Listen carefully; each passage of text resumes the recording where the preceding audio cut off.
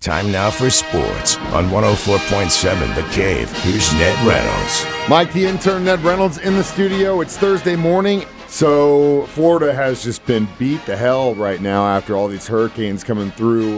We saw what happened to that field in Tampa. That brings me to my next question. What is going on with the Rays and their future in that state? The reports out of Tampa are that the Rays are not going to have that field ready in time for opening day. Now, keep in mind, opening day is March 27th of 2025. That's next year. Well, everybody saw the damage to the roof, but there was a whole lot more inside that I think is probably not very evident. That's to the offices and perhaps to some of the infrastructure of the Suncoast Dome. That's what it was called when it opened up. It's Tropicana Field now. But the fact of the matter remains it's in pretty dour shape.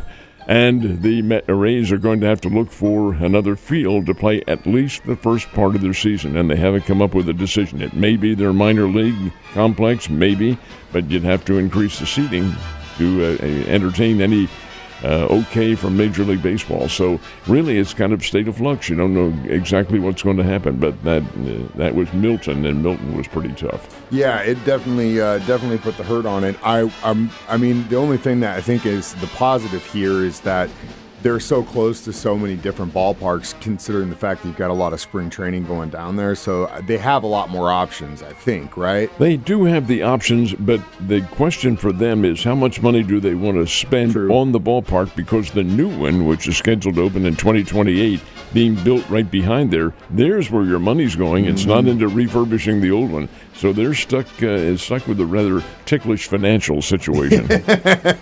Ticklish.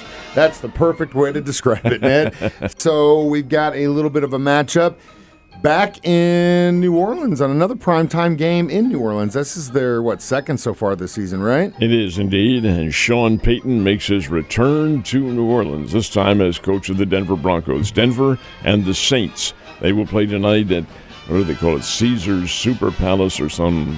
Superdome. Is it Superdome? I think it's Superdome. Whatever it is, it's super. It's got to be that. Yeah, it's the Superdome. Anyway, they'll kick it off tonight, Denver and New Orleans. That's the Thursday night special. Interesting to see the reception for Sean Payton when he sets foot on the artificial turf down there in New Orleans. That's where he was for so many years and did a pretty good job of coaching the New Orleans Saints. But now these Denver Broncos, and they're the enemy going in tonight.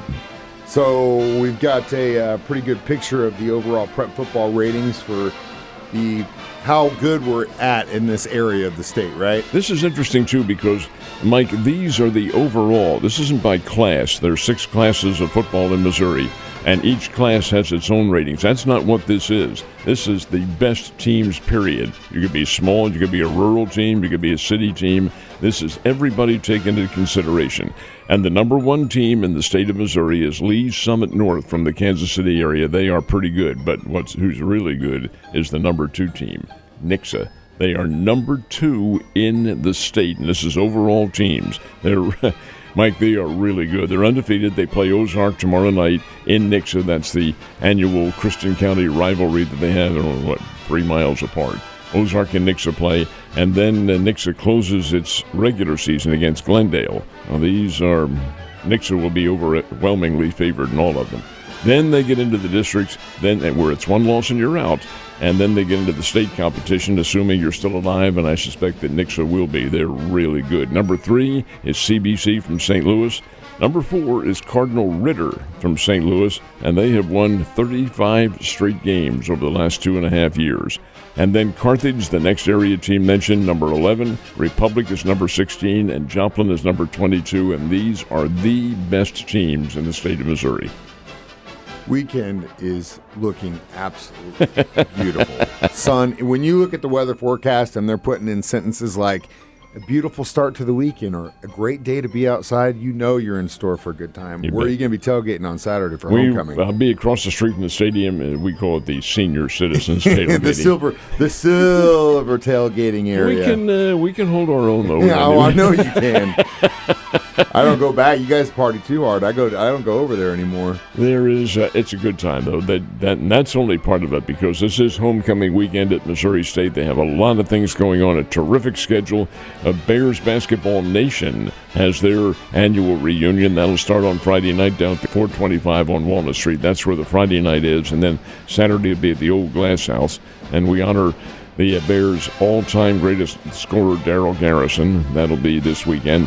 Then you have a scrimmage. The Bears teams, the Bears and Lady Bears, had scrimmages on Saturday morning. There's the football game coming up with Indiana State. That'll be at 2 o'clock, and this Bears football team is pretty doggone good, folks. They are exciting, and many, many other events surrounding everything that goes on at homecoming. It will be a fun time. Oh, and the weather, like I said, is going to be absolutely perfect. Ned, you have a great day, and I will see you tomorrow.